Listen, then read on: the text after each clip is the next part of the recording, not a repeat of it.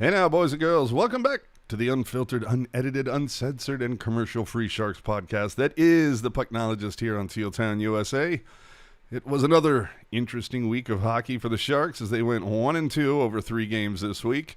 We're going to get into those games, plus talk about why the NHL refs and DOPS evidently has it out for the Sharks. Players returning from COVID protocol, and a Barracuda Canucks game that just will not end. But first, do us a favor.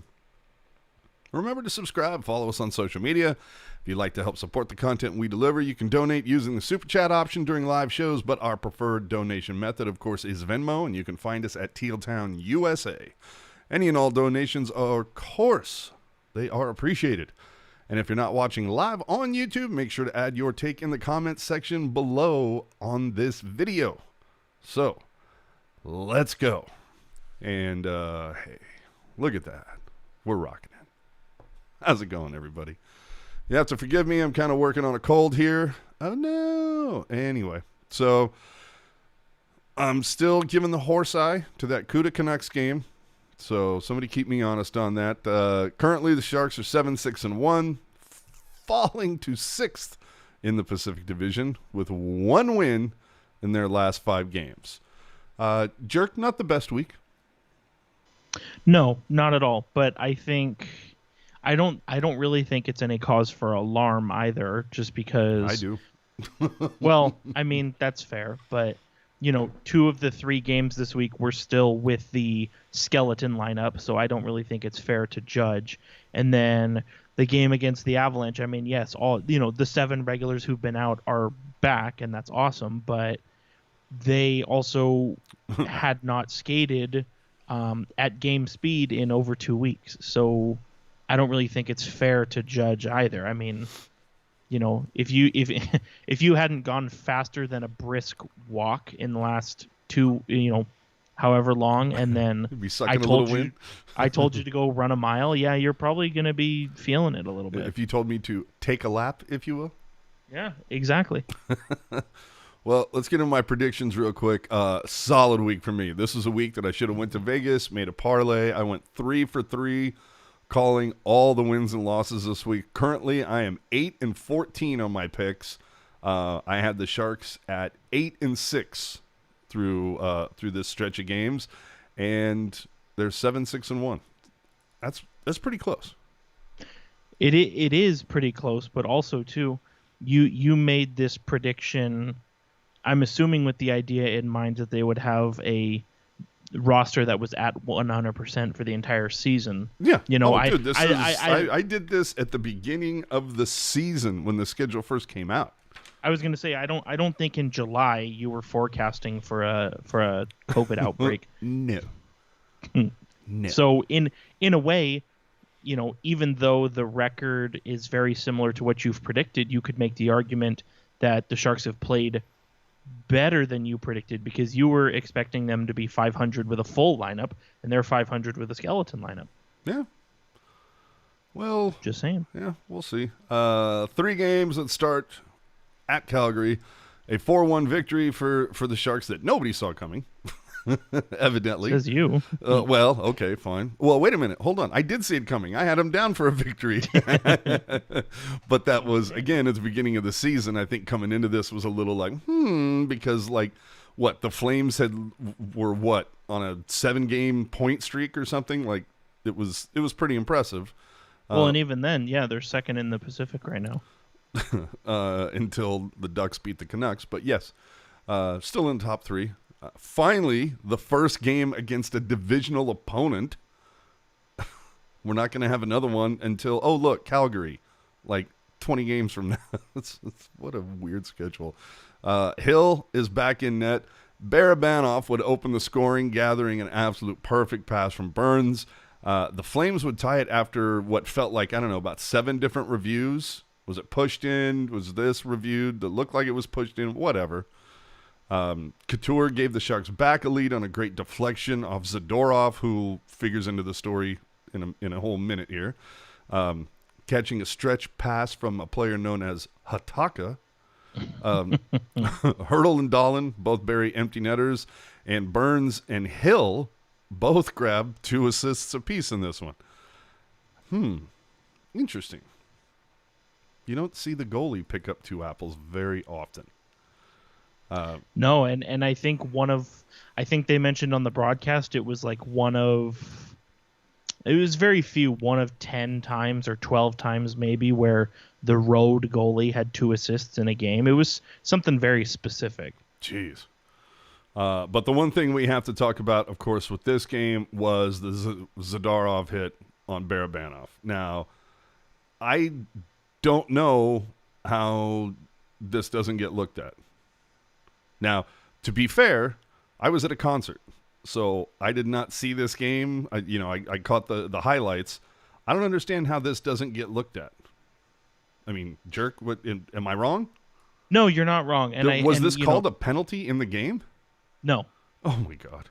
And the thing is, there are going to be people who say, well, Zidarov is bigger than Barabanov, which is why he got him in the head. And I think there's some truth to that for sure. Okay, but then I don't remember Zdeno Chara getting, Well, but the other, even if you want to look at it that way, there's still other problems here. Number one, the puck was gone.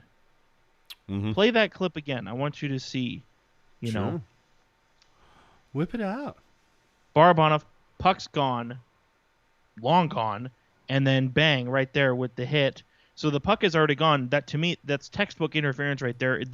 The onus is on Zidarov to pull off because the puck is gone. Mm-hmm. Secondly, yes, Zidarov is bigger in size, and because of the geometry of it all, just by blowing by him, the shoulder is going to hit the head. But there's ways to avoid that, and there's ways to change the way you make contact. And Zidarov didn't do that either. Now, it was a little bit poetic that Couture's goal went off of Zidarov right after that. But, I mean, to me, at the very least, that's a 2-minute interference penalty, and it wasn't even that. But that's kind of, we're going to get into it a little bit down the road here, but that's kind of the beginning of the nightmarish officiating that the Sharks experienced this week. Oh, man, that was bad. Yeah. So let's finish this up. The Sharks ended a 9-game point streak for the Flames with this victory.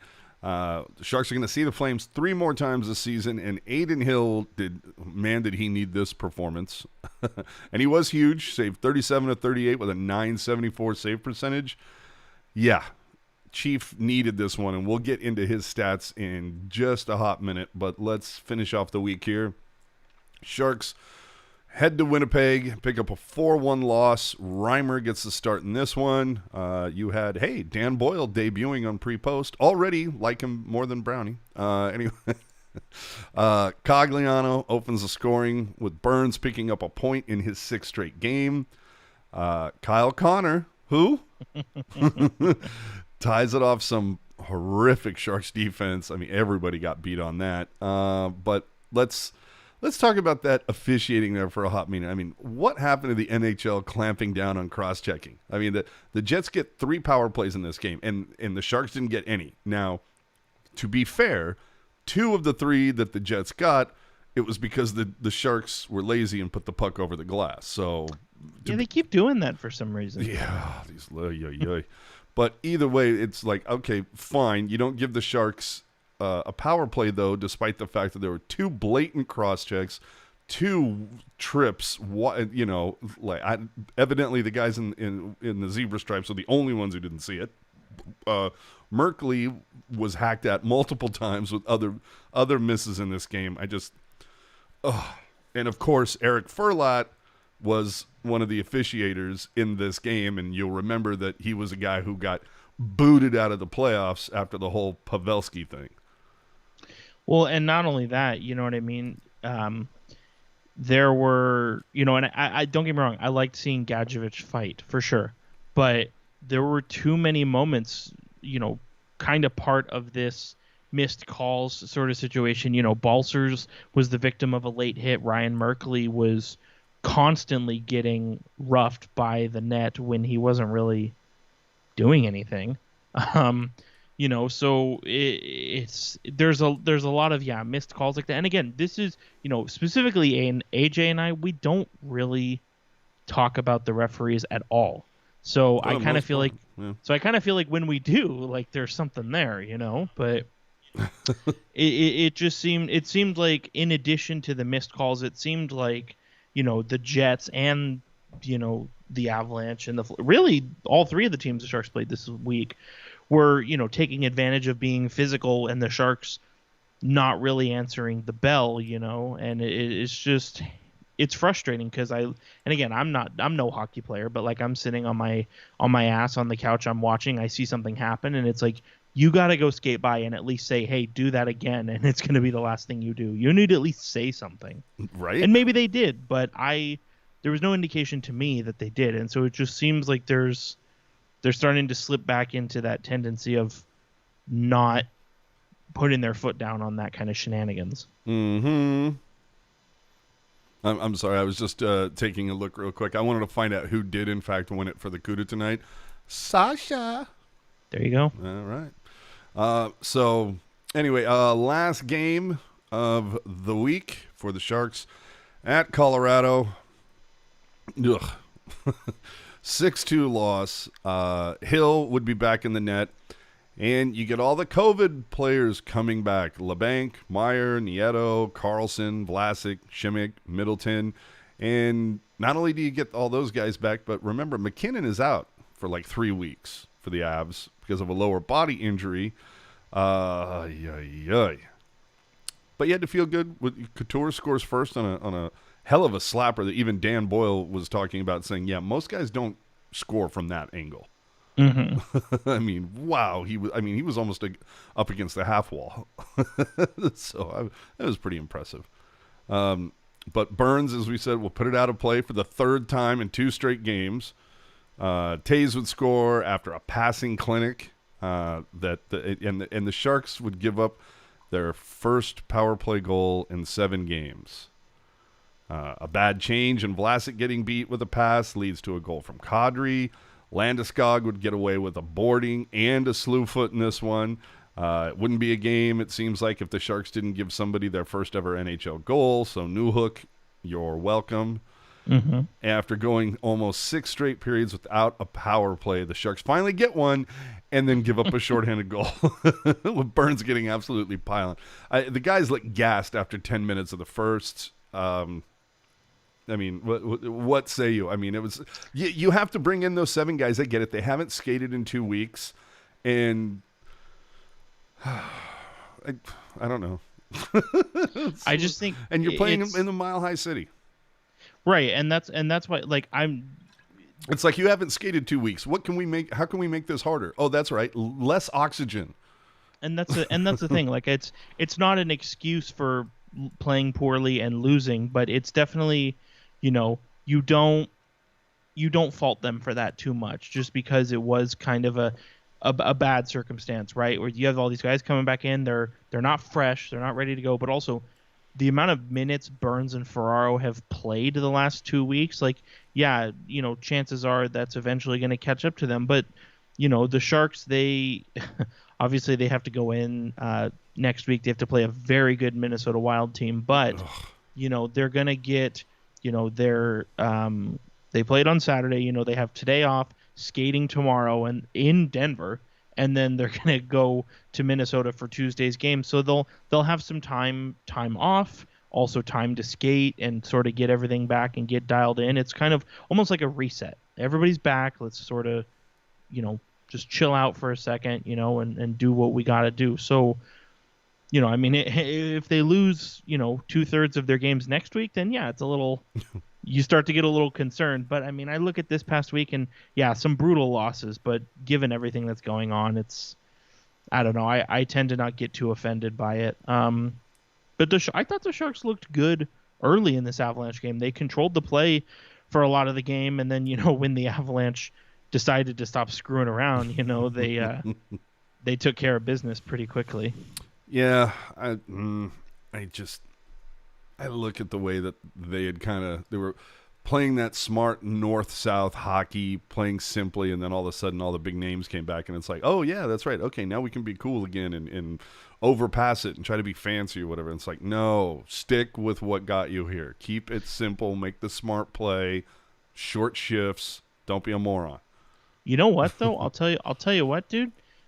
First of all, Erik Karlsson assisted on Barabanov's goal, so how are you doing? But I really like the thing that I was thinking about is, okay, Timo Meier had been the best player to start the season. He's on a never before seen kind of like start to a season and point streak in general. So to see him get an assist on that Couture goal, I like seeing, just because he's back after missing, 5 games, 6 games, whatever it was. And yes, it's a secondary assist, but he's still getting in on the score sheet, and he's making things happen. And I think that's really important for the Sharks. So that's kind of something that stood out to me. Well, the thing that gets me, though, is that Karlsson comes back. All of a sudden, Burns doesn't look so hot. Burns was killing it when Karlsson was out. I'm just saying. It's kind of weird. It's an odd coincidence. Well, and I'm going to, that's the beautiful thing of the internet, right? Is all this stuff is logged, recorded. You can go and see,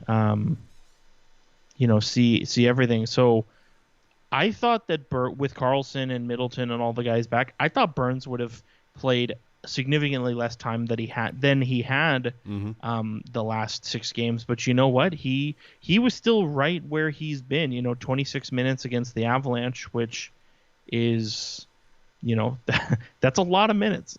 That is a lot. Like, there's a few, especially with Karlsson and Middleton back, especially, right? I expected him to be around 23, 24, and even Ferraro played 27 minutes against the Avalanche. Oh. And I mean, I guess if you want to make the argument that, Karlsson, Middleton, you want to get these guys slowly back in, I understand that. And you can look, Karlsson only played 19 minutes. Maybe that's what they're going for. But eventually you got to get the minutes, the time on ice for the defenseman dialed in, because, you're the only situation like Burns and Ferraro, the only situation they should be playing 27 minutes a night is if the game goes to overtime. Right. And I think, I know we're going to get into it, so maybe this can be the transition for it, but like, good God Almighty, like, you're telling me like, you're telling me that like Simek has to be in the lineup? No.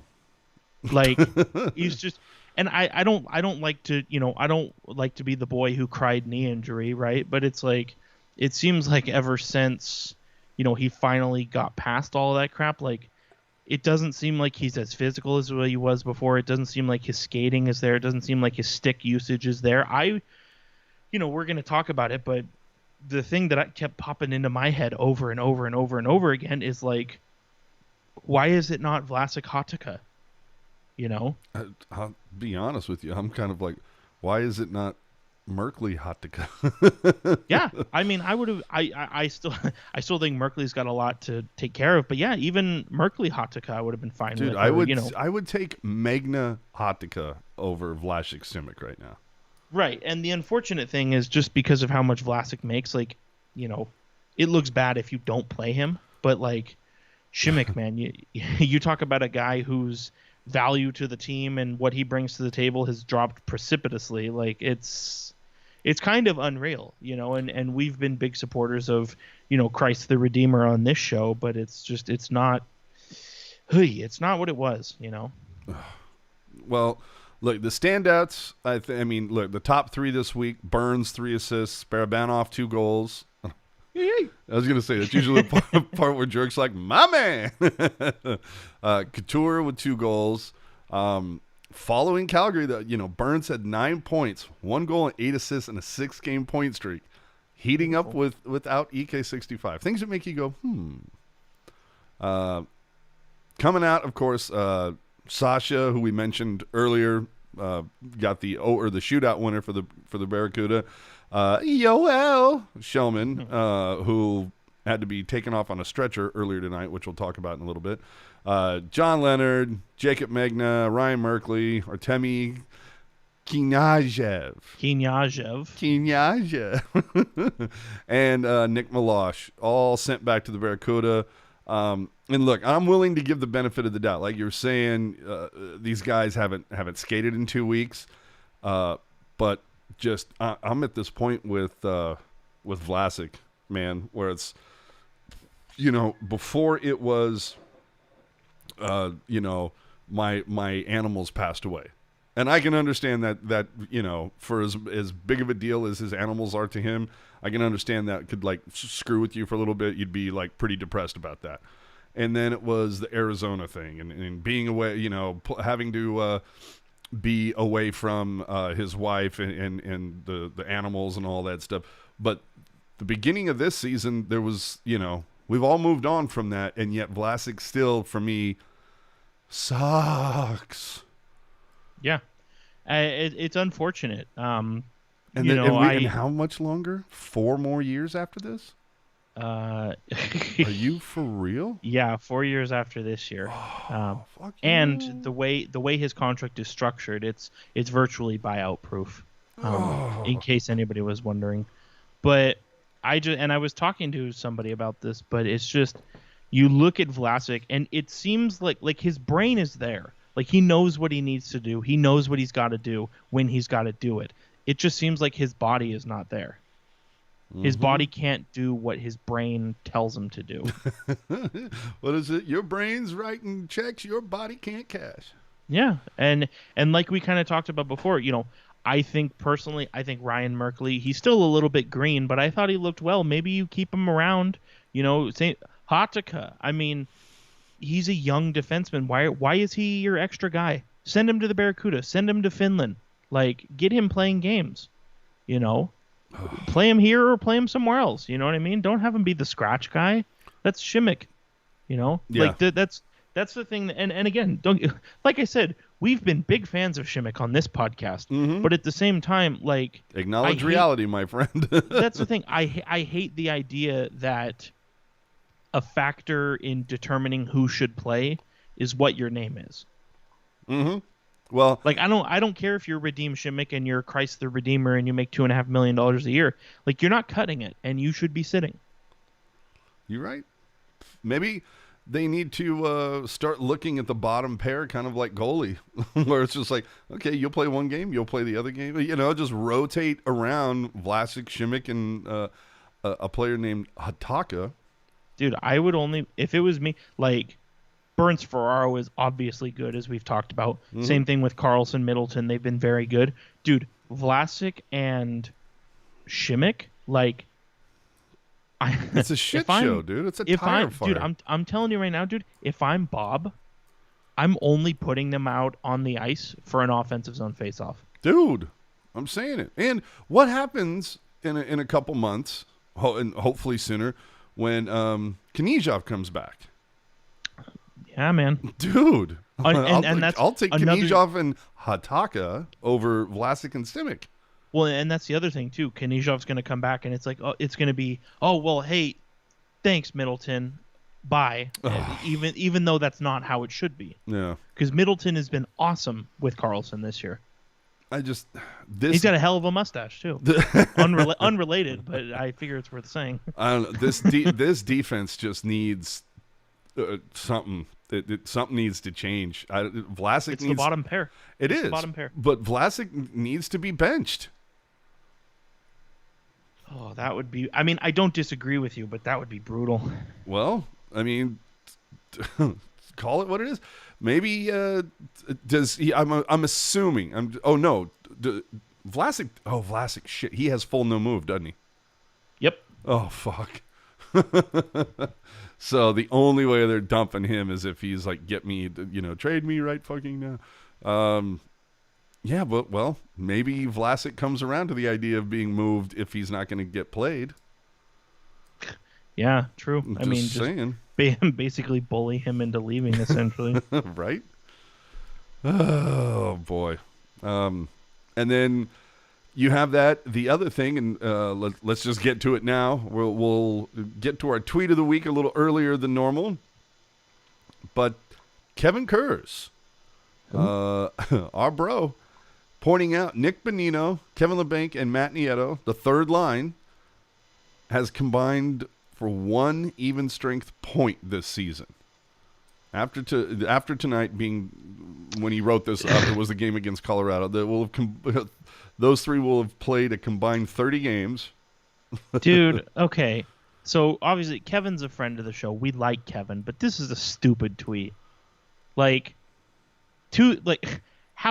Nick Bonino and Matt Nieto, how dare these defense first players don't score? How dare them? Give me a break, dude. Well, I would like to see at least a little. No, I'm saying I'd like to see a little bit more. And this is something that Hurdle called out in the postgame yesterday, was that we can't be a one-line team. And thankfully they've been a two-line team. Yeah, but it's you get what he's saying. It's like we need to see a little bit more from. And to be honest, dude, I'm liking the quote-unquote fourth line a lot more than the third. Well, that's the thing, and I think now. With this in mind, I still don't... Can I have some more foreseen points for Weatherby? I'm just saying. with what I'm about to say in mind, don't get the idea that I want Evander Kane to come back. But if Evander Kane, if he wasn't being shady as hell and was still on the team, Matt Nieto is on the fourth line where he belongs. It's the same... why we loved Matt Nieto last year because...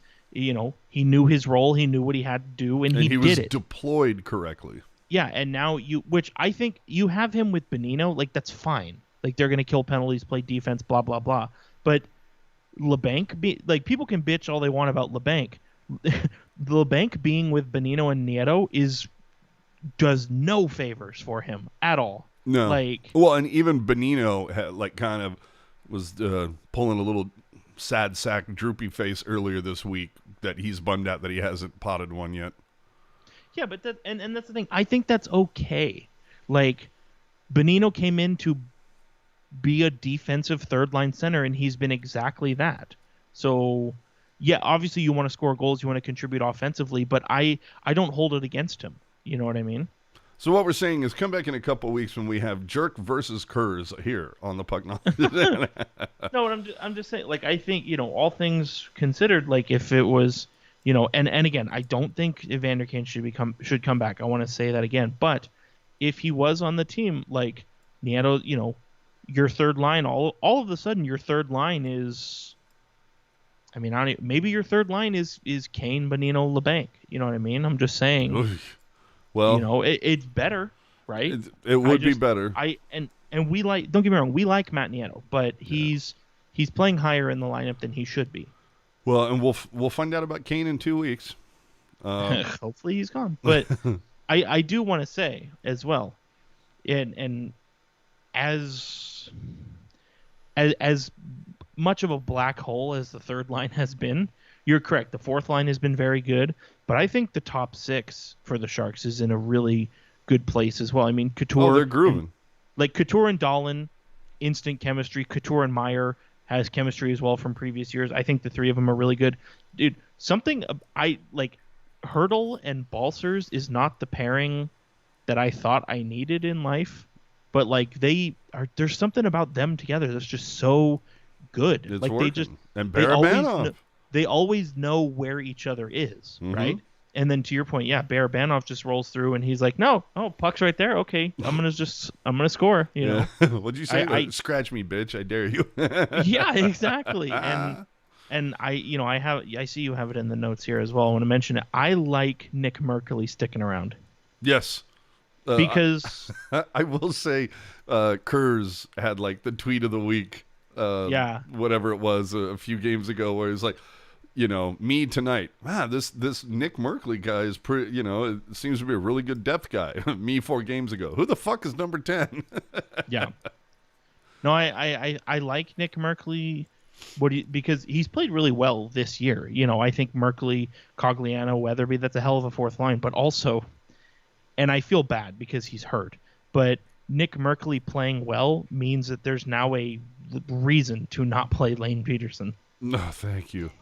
Yeah, when he went out with an injury, I was just like, oh no. Anyway. Yeah, I feel bad because he's injured, but at the same time, it's like if that was the one guy that was going to get injured, that was the one. Just play somebody there who's not gonna Lane have an impact on the game. Yeah. And I've liked Gadjevich too. Gadjevich doesn't need to play every night, but I like what he's brought to the table so far. Well, and then at some point you're going to get VL back. Mm-hmm. So I mean, there's exactly. a lot of moving parts here. Let me get to a comment here. PJ48 saying, Vlasic said before the season he doesn't want to go anywhere.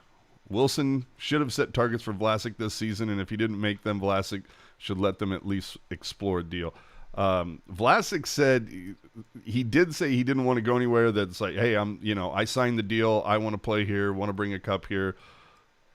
That's great. But maybe we're ready to move on. Unfortunately. Yeah. I mean, I like Vlasic. Yeah, so do I. I mean, no nonsense guy. But like you were saying, it's that he's trying to do things that the body's going, I'm sorry, what? Which is it's kind of surprising to me that he's already seeing this happen because, throughout his career, he's not been an overly physical guy. And usually you see the body fall behind the brain in guys who do play a physical game. So it's a very curious case, Yeah. Well, it'll be interesting to see if and when that ever happens to Burns. Dude, I don't know. I mean, 36 years old, and he somehow seems to be getting better. So, yeah. I mean, the guy still, has to hoof it from time to time. But yeah. But who doesn't? Yeah. So hashtag ripped freaks, as they say. Well, and then over the games versus Winnipeg and Colorado, the Sharks took 3 puck over glass penalties and a hella dudes penalty. That's something that they need to put the kibosh on real quick. I mean, you can't make lazy unforced errors. That's puck guy's job, for fuck's sakes. Come on. I'm kidding, puck guy.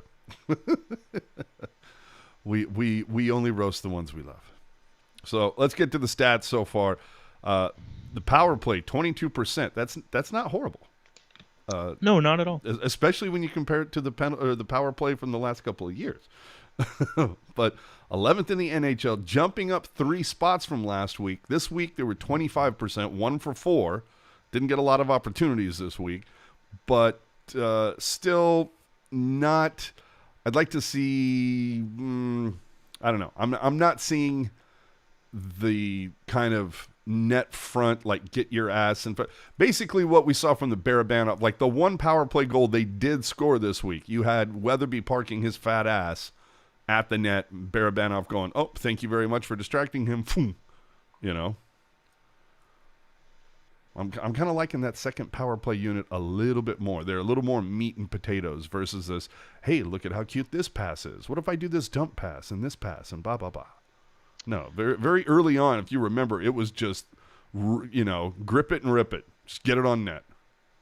The one thing I wish about the power play, and I think Weatherby being there is fine, but, I don't know why Bonino continues to stay on the power play. I mean, you're right. I understand you want to get him some minutes, and he had a really good offensive year last year, so I think these games obviously have been a little bit of an anomaly for him, but at the same time, put somebody there who's got a little more offensive creativity. I was surprised that Balcers wasn't on the power play last night. Yeah, that doesn't make any sense for me. Especially because, we talked about, him and Hertl have some kind of weird chemistry brewing where they just always know where each other is. Yeah. Or are, whatever. I know words. Yeah. So, yeah, the Sharks scoring 1 power play goal in regulation this week, but also giving up their 3rd shorthanded goal of the season this week. So epic. It is what it is. The penalty kill, first in the league. It's at 90%. Jumped up 3 spots after being 4th last week. This week they went 10 for 11. So you have to love the kill, but then again, if you remember, that was the one saving grace from last season was, Jones was letting in everything. The team sucked defensively, but for some reason on the PK, they were fantastic. Mm-hmm. But whatever. Face-off wins, They're at 52%, still 8th in the NHL. So, I mean, top 10, it's not a bad place to be. Totally fine. As long as they're above 50%. Yeah, get you where you want to go. Hill, on the other hand, goals against average right now, 3.11. That's not great. Save percentage, 8.94.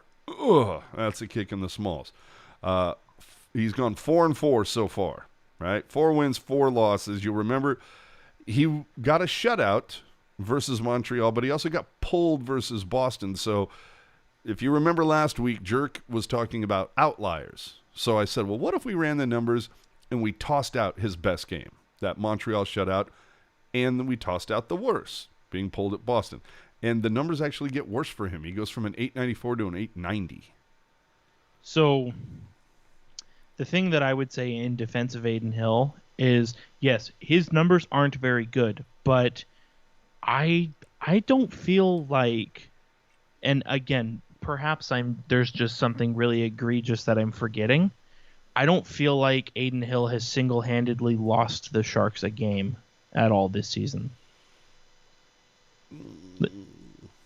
Like, yeah, the numbers aren't there, but at the same time, I don't think I can point to a game and say, oh yeah, if Hill didn't suck there, we would have won. I don't really think that that's the case. Okay, I can concede that point. But the one thing that was brought up in the post game yesterday after Colorado is somebody kind of mentioned, like, so what are you thinking goalie-wise for Minnesota? And it was like, well, we haven't made a decision, but Bob kind of intimated that maybe it's time to start riding the hot hand instead of going back and forth. So, which is what you said 2 weeks ago. Right? Reimer, 1.82 goals against. Significantly better. A 940 save percentage. That's fourth best save percentage in the league right now, and 2 of the guys above him have only played 1 game. So, talk about anomalies. But he's 3-2-1 on the season. Look, yeah, just fucking put Reimer in there, goddammit, and let him roll for a few games. If just win and you're in, as Ian likes to say. Mm-hmm. From the blue line, 7 assists in 3 games this week. That's not bad. All in on the season, 5 goals, 26 assists coming from the blue line in 14 games. Significant difference from last season. And again, I think we can kind of go back to Burns and look at him putting up 9 points in 6 games. It was ridiculous. Ugh. So evidently, just touching on this real quick because it's coming across the wire, Yoel Shellman had a concussion, but that he has been cleared to fly back to San Jose tomorrow, so that's good news. Good. So coming up this week, the Sharks finish up this 5-game road trip from hell. They're going to play 3 games before we talk again next Sunday night. At Minnesota, who just happens to be the top team in the Central. At St. Louis, 4th in the Central, but and they did lose earlier to the Blues. Meh. What are you going to do? I'm sorry, the Blues lost earlier to the Oilers. My blunder. But either way, St. Louis has been tough. They beat the Sharks 5-3 2 weeks earlier from this game. And then they return home to face the Capitals. Hockey fights cancer night.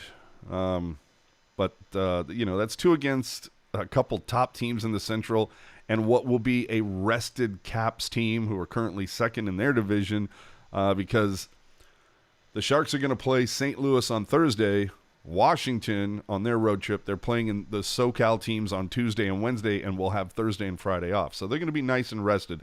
It's going to be it could be an interesting game for the Sharks as they return from this road trip. What say you on that? I give you I can give you my prediction that I wrote down from the beginning of the season, if you'd like it. It's real easy. 3 losses. Wow. No, I think kind of what I was talking about before, right, where the Sharks are going to have some time here to get get everything reset and dialed in and back to square one, now that all the regulars are back in the lineup. I could see them maybe picking up a victory against St. Louis, but I think Minnesota and Washington, those are going to be no. I don't know. I mean, it's hard to say because but like, I just said it. It wasn't right, that hard. but I mean, like the only team I really see giving the Sharks grief is Minnesota, just because they are rolling. They're number one in the Central Division, but St. Louis has been kind of, I mean, yeah, they're a good team, but they've been kind of up and down. Yeah. And Washington, it's been, they're second in the Metropolitan, but again, like, you catch a team sleeping on a bad night, right? So I don't know. I'm thinking. Well, in Anaheim and LA don't suck. Yeah, but apparently, yeah. Bizarrely enough. So I don't know. Let's get to the quick hits and start getting the hell out of here. Let's see. Sharks general manager Doug Wilson finally inducted into the Hockey Hall of Fame tomorrow. There's a whole bunch of brouhaha, if I can invoke a little French. A lot going on. Let me see. He got a blazer. He got a ring. There was a whole bunch of stuff. Him and then who Jerk lovingly refers to as Daddy, Jerome. No, good for Wilson. It's key to mention he's being inducted as a player. Yeah, not a builder. And you look at his career as a player, right? I mean, 827 points in 1,024 games, a gold medal in the Canada Cup. He's got a Norris Trophy. Like, say what you want about him. I mean, you'd be wrong, but you can still say it. Hell of a player, and I think it's deserving. So good for him. Absolutely.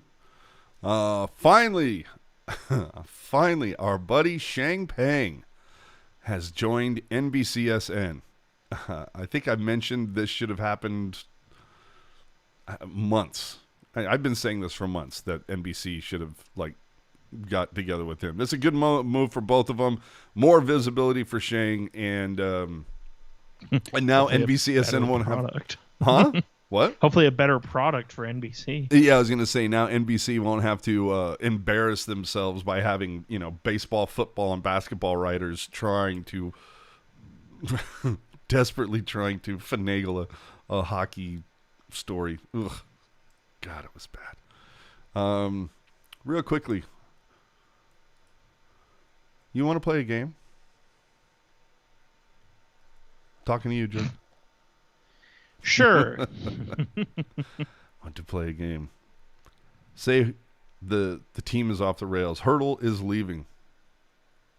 Where does he go? And who would want him? Let's start in the Pacific. Could Hurdle go to Edmonton? No. He couldn't go to Edmonton. Why is that? Well, I mean, the short answer is that Edmonton has no cap space. Yes. I don't see him ending up in the Pacific Division anywhere. I mean, maybe Calgary, maybe, but everybody else in the Pacific, they either are dialed in and don't need him, or they suck and getting him wouldn't help. So, Calgary is kind of the only maybe that I can see. Boston? Yeah, Boston's top of my list. Boston, I would say Boston. Yeah, Boston is they're probably the front run. Well, I don't want to say front runner because that implies that he's available and he's as good as gone. No, that's not what I'm saying. But if gun to my head, pick a team that Hurdle could conceivably go to. I'm saying Boston. Boston lost their second line center over the summer, David Krejci. They didn't replace him. Mm-hmm. And, Hurdle would make their very stacked forward group even more stacked. Mm-hmm. Well, we'll get back to that after we get 20, somewhere between 20 and 40 games into the season. So how are things going for our dark horses? Jerk. Poorly. My man. Which I don't understand. The Canucks, you look at the horrible.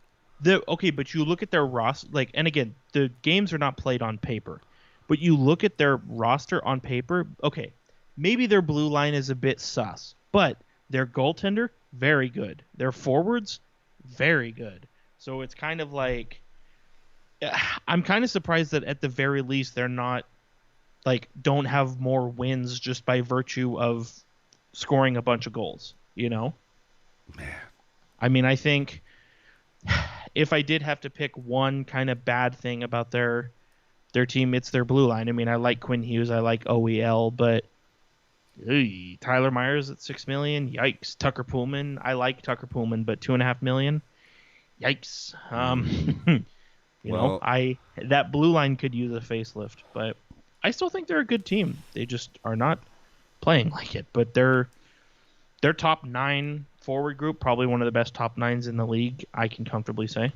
Well, here's the thing that's going to, pull on the short hairs. The Jerks Canucks right now are 7th in division, a record of 5-9-2. One of 2 teams behind San Jose, if I an NHL worst PK. This team has that's last time I looked, like 5-9-2. That adds up to 16 games. Is that right? Yep. Okay. They've given up a power play goal in every single game. Wow. Every single game. Holy shit. Meanwhile, AJ's LA Kings are currently 4th with a record of 8-5-2 for 18 points and a 7-game win streak. So, go ahead. That's with Victor Arvidsson and Gabe Vilardi on the COVID protocol and Drew Doughty on long-term injured reserve. So, figure that they're doing all right. Yeah, no, I'm feeling good about that. But As you should. Yeah, we're not even 20 games in. Let's see how I'm feeling when we're at the 60 game mark. And then finally, from around the NHL, in what seems to be becoming it's going to be a weekly feature here, more turmoil surrounding the NHL, because this week the Anaheim Ducks announced that GM Bob Murray has resigned from his position effective immediately and will enroll in an alcohol abuse program.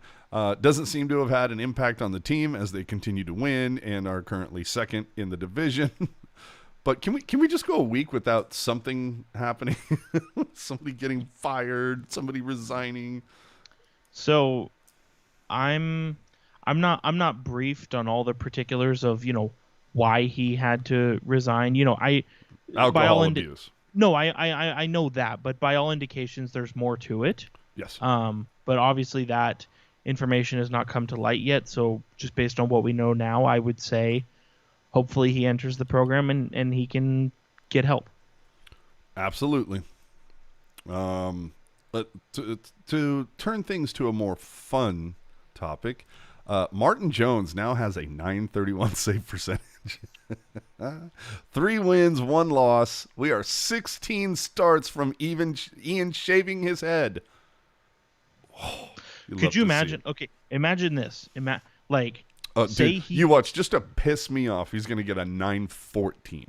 Well, I was going to say, but even then, what if he hits, we'd have to revisit the parameters of the deal, but say he hits 20 starts and everything looks good. Yeah, and he's at .917, and then he has one more start, and then it drops to a .910. I was going to say, what if he's in position after 20 starts, and then the rest of the year he's like dog shit, and it tumbles down to... Because that's the thing. It's 20 starts and .915 by the end of the year. So he could hit 20 starts and be in good position, and then it could all fall off the rails. Yeah. Well, I think we're just going to have to manipulate the numbers so it works out for us. I think that needs to be what happens. Let's move on to the young guns. Ooh, Barracuda.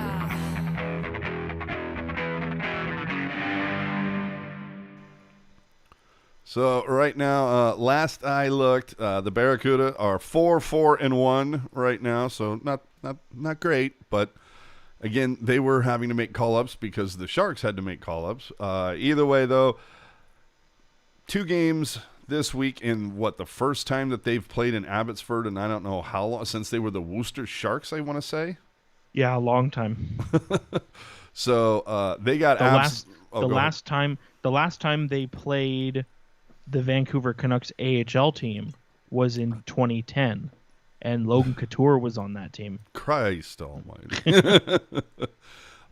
So the first game against Abbotsford, the CUDA got absolutely smoked, 7-1, which is odd because it seems like, wait a minute, you're called the Canucks. You usually give up 7. You don't score 7.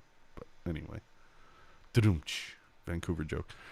Scott Reedy is the only goal scorer for the CUDA. Imon, he pulled after letting in 3 goals and 5 shots. Jesus Christ. For 6 minutes.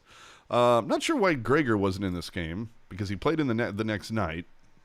I don't know if he was coming back from protocol, but the Barracuda went on the power play a season high 9 times, going 1 for 9 on the power play.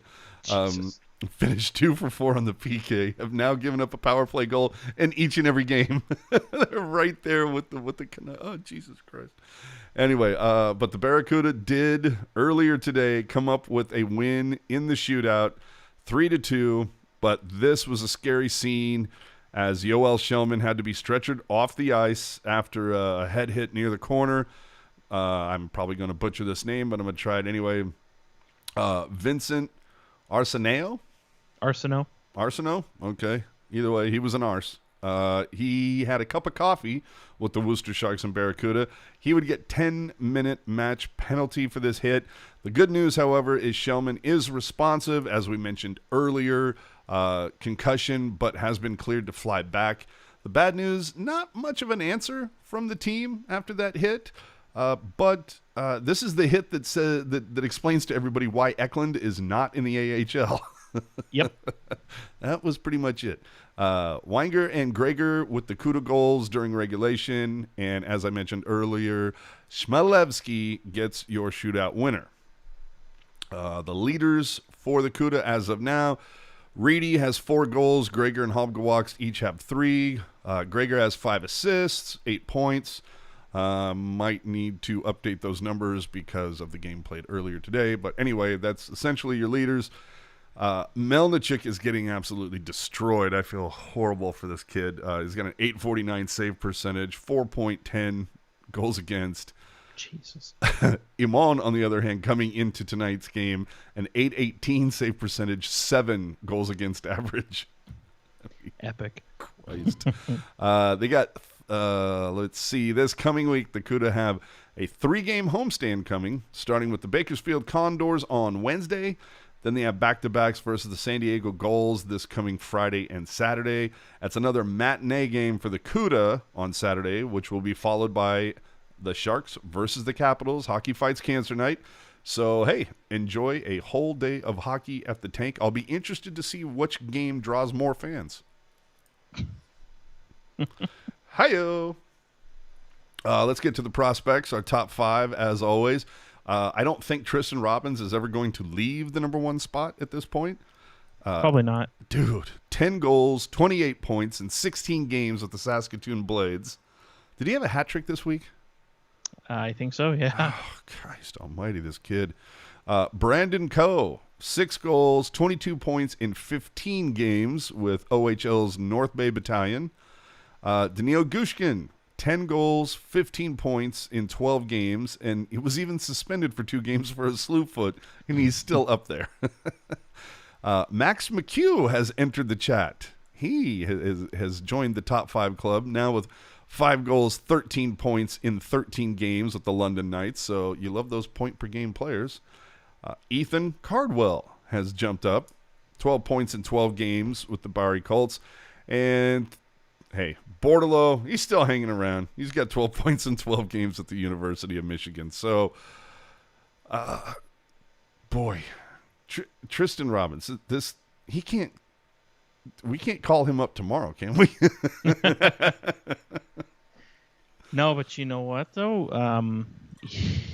I mean, if he, obviously, like, if the Barracuda can get themselves into a playoff position around March, April, no way Robbins isn't signing an amateur tryout with the Barracuda. and jumping back over because, yeah, I think at this point it's fair to say I think junior hockey might be a bit beneath him at this point. just a scotch. And I mean, it's just, I mean, you always see players do really well at junior hockey, score a lot of points. You always see it, but it's nice to see a Sharks prospect do it. Oh, I feel like I've been waiting like a long time, and even you're just seeing these names pop up here and there. It's like Bordelot has a week, and Gushkin is star of the week, and Mchugh is and you see Gregor leading the Barracuda. At some point, when does Gregor get a call up?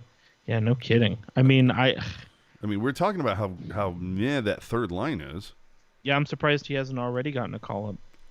Right? Like, it's... He doesn't have to pass waivers, right? It's a two-way deal. You know what? He currently, no, he does not need to pass through waivers, but he's close. Oh, maybe that's the reason being. Yeah, let's see. He's got... Excuse me while I whip this out. Yeah, and the thing is, he'll hit waiver, like, next season, he's going to have to go through waivers, regardless. So, it's how they break it down is it's either the amount of seasons you've played, pro seasons, or how many games you've played. Mm-hmm. And so, right now, it's, if he doesn't play any games this year, he'll be waiver eligible starting next season. But it's to the point now where had the Sharks started him on the roster at the beginning of the season, after game 77, which I understand is way at the end of the season anyway, after 77 games he hits that waiver threshold as well. So you could make the argument, and I think Kevin Lacey made the argument as well, where it doesn't make sense to have Gregor start on the Sharks just because he's going to burn his waiver clock quicker. Well, and okay, but who's the third line for the Sharks right now? Exactly. Bonino, Nieto, Labanc. It's kind of like, I wouldn't mind seeing Gregor in there for Nieto or Bonino. I think, yeah, I mean, it sucks, right? Because like if Nieto was playing in a proper position, it wouldn't be a problem. Yeah.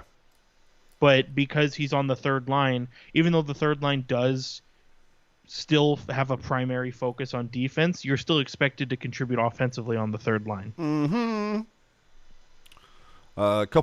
Before we get out of here, a couple notes from the chat, or I should say a couple questions. From Ricky asking, is there any chance Barabanov is not moved at the deadline? I would say there's zero chance right now. I mean, if the Sharks are a bad team, maybe they move him. But I mean, if I'm the Sharks, this is a guy I want to try and lock up. Yeah. I mean, even for just a couple year bridge deal or something. Yeah, and we mentioned it before, but I'm going to do it again. This can be our recurring thing. So 7 points in 9 games last year, 6 points in 9 games this year. Total, and this is just with the Sharks. We're not counting his 13 games with the Maple Leafs. So that's 15 points in 18 games. You may say small sample size, but that's over 2 seasons. So I don't know that it's a small sample size at this point. If you're doing it over multiple seasons, you go from small sample size to being consistent, I think. Here's another question from longtime watcher, first-time caller, Puck Guy 14. Is there a possibility to call up Eklund if they get into a myriad of roster issues?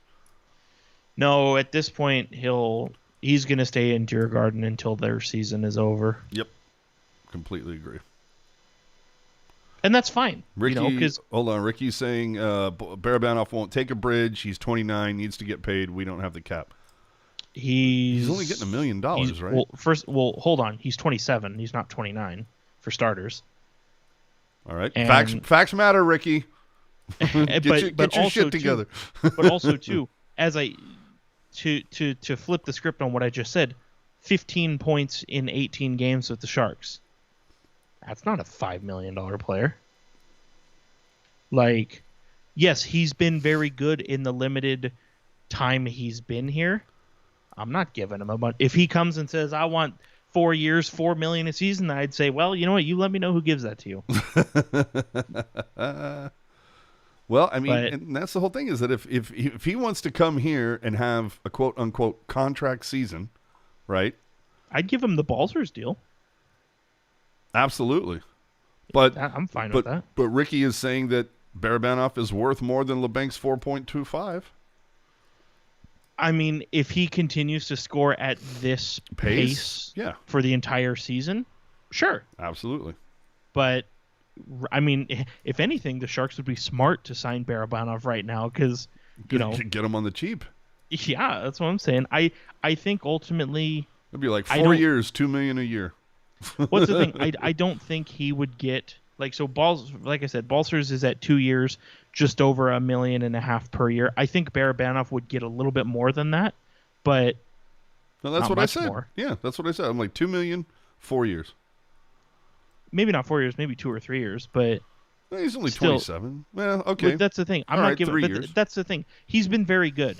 I'm still not giving him a bunch of money. Like if we get to the end of regular season, and you know this, I'll do the math for everybody here. So 6 points in 9 games. All I picture is you putting on like the green, Yeah. what is that? The visor, the green Yeah. visor, and breaking it. So he's got 6 points in 9 games. If he plays every remaining game in the regular season, At that rate. he'll get to 77 games played if he plays every remaining game in the regular season because he missed the first few. If he plays 77 games and continues to score at that pace, that's 51 points in 77 games. I'd feel all right giving him $3 million, $4 million if he does that. Well, and I still, I just kind of sit there and, I mean, I think Rick makes a good point with the whole idea of Labanc. That's the thing. If you do that, you have to move Labanc. You have to. Yeah. and I don't think I would mind doing that right now. And the thing is, and like I said, you know, I love Labanc. Don't get me wrong. I love Kevin Labanc. He's a darling on the module. But the way, and we talked about it earlier, the way the top 6 is dialed in right now, Labanc, and, you know, Kevin Kerr said, oh, you know, Labanc doesn't have any even strength points. You know, he's only been getting points on the power play. He's on the third line. The power play is his only opportunity to get points right now. Yeah. No, You know, I get because that. I'm not like I said, you know, Dahlin, Couture, Meier. I'm not breaking that up. Barabanov, Hurdle, Balsers. I'm not breaking that up. No. So you gotta. I mean, You got to find more talent to play get with better Labanc. players. Yeah, and I think you like Bonino and Labanc. I think that's fine. You know, because ultimately Bonino is a really good third line center, but you need somebody a little bit like who has the defense that Matt Nieto brings to the table, but is also a little bit better offensively as well. Yeah. I mean, that should be like plan A. Oh, man. Oh, just as we're about to get out of here, John sliding in with the super chat. Thank you so much, John. Thank you, John. Great job as always, AJ and Jerk. Do you still have Jerk's opening intro montage where he greets the opposing team? Hold on, what you mean? Hold on. I'm not sure I know where you're going with this. Are you talking about our opening credits? Dude, still Still an choice. epic clip. Like, you know, I got mine, you know, with my buddy, but I think we can all agree that Hockey Jerks is a little bit better than mine. Dude, that is so. Dude, that's awesome. I still love that. It was worth the $5, wasn't it, John? Oh boy. All right. So that's it, boys and girls. Like I said, in about 2 weeks, I get a little bit better idea as to what the Evander Kane situation is. I look forward to the fact that the game that the Sharks are playing, that Kane would be able to return, is a national game on ESPN. You know they're going to talk about it. Oh, dude. And how could you not? They play at Chicago on the 28th. On the 30th at New Jersey is when Kane, at least that's when his league suspension is over and he's able to return if the Sharks don't say, you know, piss off. So, but I mean, at Chicago, just the third largest media market in the country, and then at New Jersey. Last time I looked, pretty close to New York. There's going to be some chatter. But and maybe it's a good thing that, and then they play the Islanders and the Rangers. So, oh, boy, there's going to be some talk. What are your thoughts at this point? Do you think that the Sharks make an announcement and say, at this time we feel it is better that Kane, I don't know, puts his couch a little deeper, like puts those indentations in the cushions a little bit more? Yeah, because Chief is. See, here's my thing though: is that we talked about it last week that he was spotted in LAX with his lady friend, if you will. He didn't necessarily look out of shape. It doesn't appear that he's let himself go, but we know that he is not allowed at the Sharks facilities. Mm-hmm. So if Chief is buying ice time somewhere, clearly no one knows about it. You would think, if he was skating, it would leak somehow. Well, there's that, but also, and Kevin Kerr's mentioned this as well. Who? Kane's gear is still in possession of the Sharks. Mm-hmm. So unless he has multiple sets of gear, he probably does. Maybe. I would imagine. But if he does, he's not skating. So it's not as if. Oh, wait a minute. I was going to say it's not as if Chief can't afford it, but I may be wrong. What? That wasn't funny? Really? Okay, fine.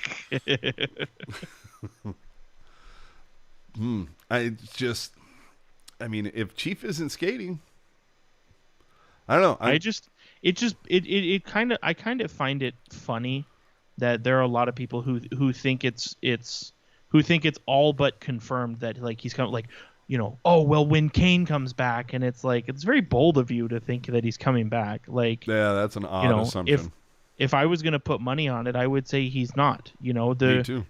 Because I was expecting the Sharks to do the wrong thing and welcome him back at training camp, and they didn't. They put their foot down and they stuck to their guns. And at this point, I always say, I know people who've been fired from jobs before. Never once were they told to come back. Joel. Yeah, Joel from Target, if you're listening, fuck you. Well, we got 6 games between now and what could be his return. I mean, and like I mentioned earlier, the Sharks only have 1 win in their last 5 games.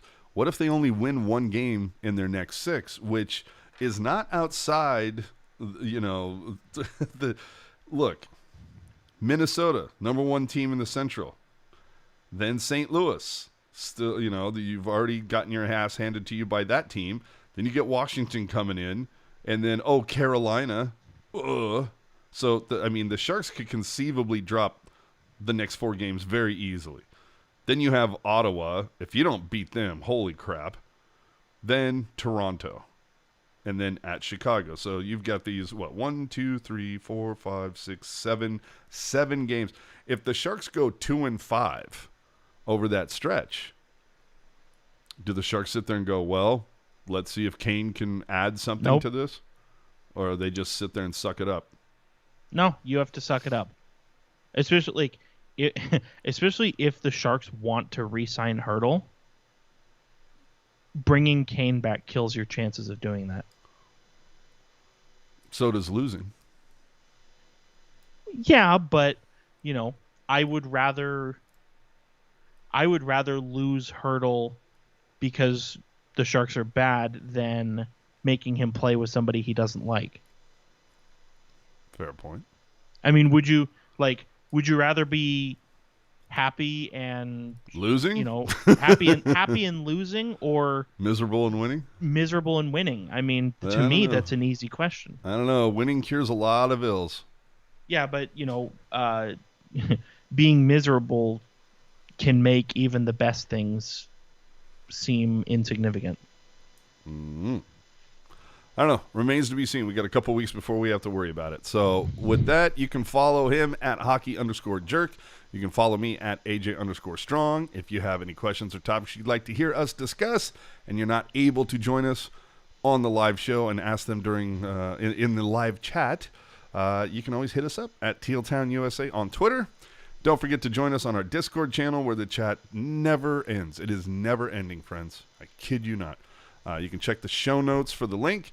And hey, remember to leave your take in the comments section of this YouTube video if you're watching us on YouTube, especially if you weren't able to join us live, because how else would you comment? SAP sells all of Kane's merchandise to pay for his buyout.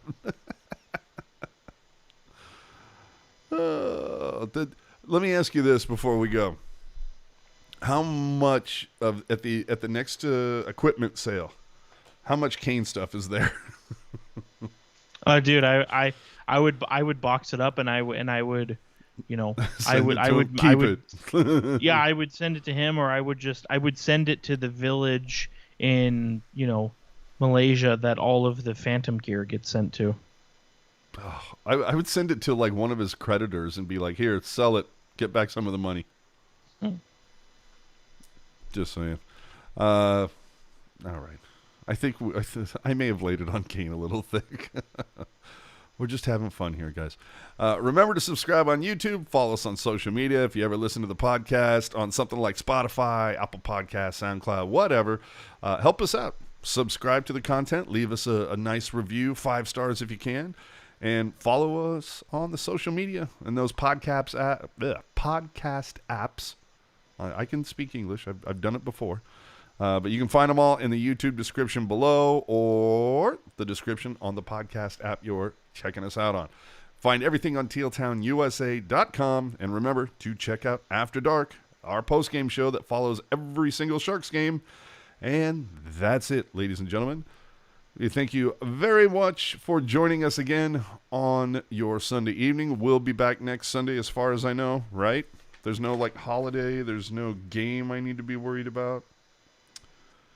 No, it's the week after that at Chicago. So are we going to have a Pucknologist takeover of After Dark 2 Sundays from now? Remains to be seen. What time is that Chicago game? 4 o'clock Pacific. Oh, crap. Here we go. Going to be that takeover, yo. Let's get on yo well. All right. That's it. That's our show. Thanks for joining.